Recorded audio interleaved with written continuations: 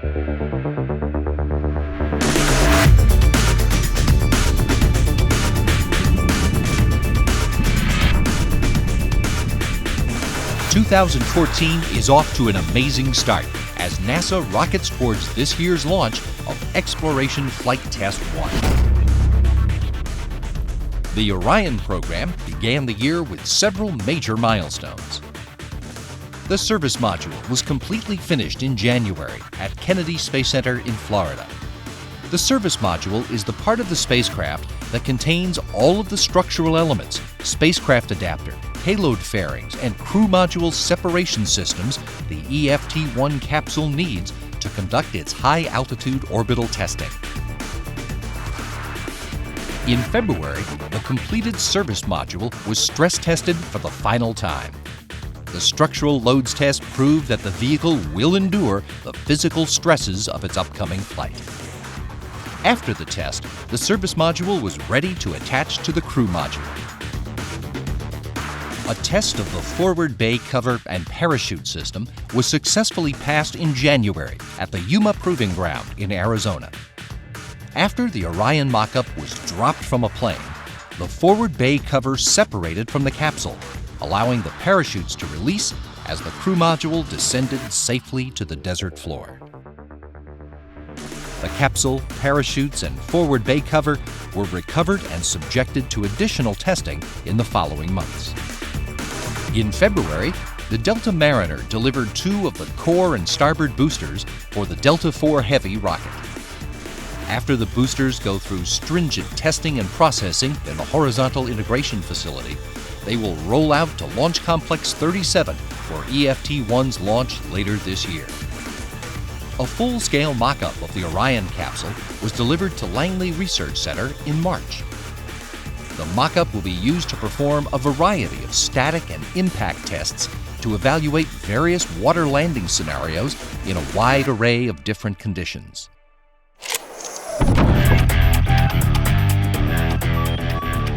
At NASA's Kennedy Space Center in Florida, upgrades and modernization of the multi-payload processing facility continue as the building is readied for Orion processing support. By April of next year, the MPPF will have updated structural elements like environmental control systems, high bay doors, and emergency systems.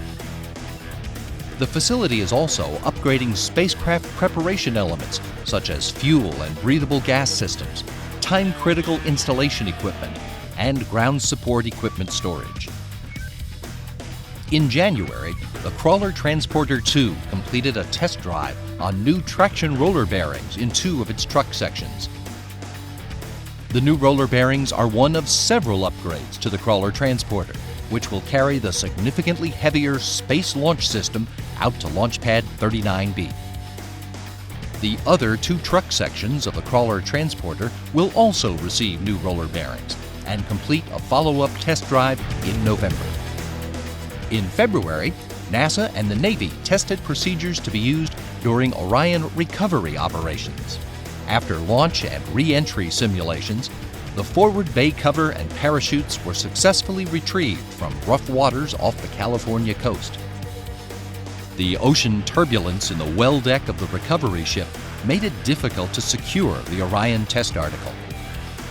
The challenges experienced during this test reinforced the necessity of practicing spacecraft recovery.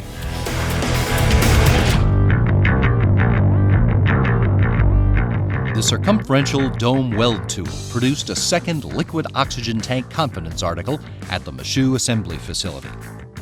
The confidence tank verified that the weld tool is capable of producing the core stage tank up to the exacting standards the Space Launch System will require. A composite cryotank for liquid hydrogen was also produced and delivered to Marshall Space Flight Center aboard NASA's Super Guppy cargo plane in March. The advanced composite cryotank, which could benefit many of NASA's deep space exploration spacecraft, will undergo a series of structural pressure tests later this year.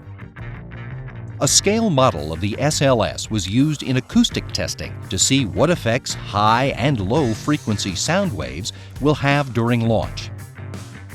The model's core stage fired for 5 seconds, while an array of microphones collected the acoustic data.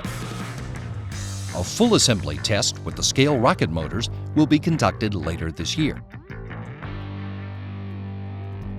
In March, NASA Administrator Charles Bolden visited Marshall after the software integration team powered up the flight avionics, which includes hardware, software, and operating systems for Space Launch System. Known as First Light, the flight computers of the SLS simulated the flight path the vehicle will experience during launch. NASA's Exploration Systems Development Division is flying through production, testing, and launch, as 2014 promises to be one of the most productive and exciting years in recent space history.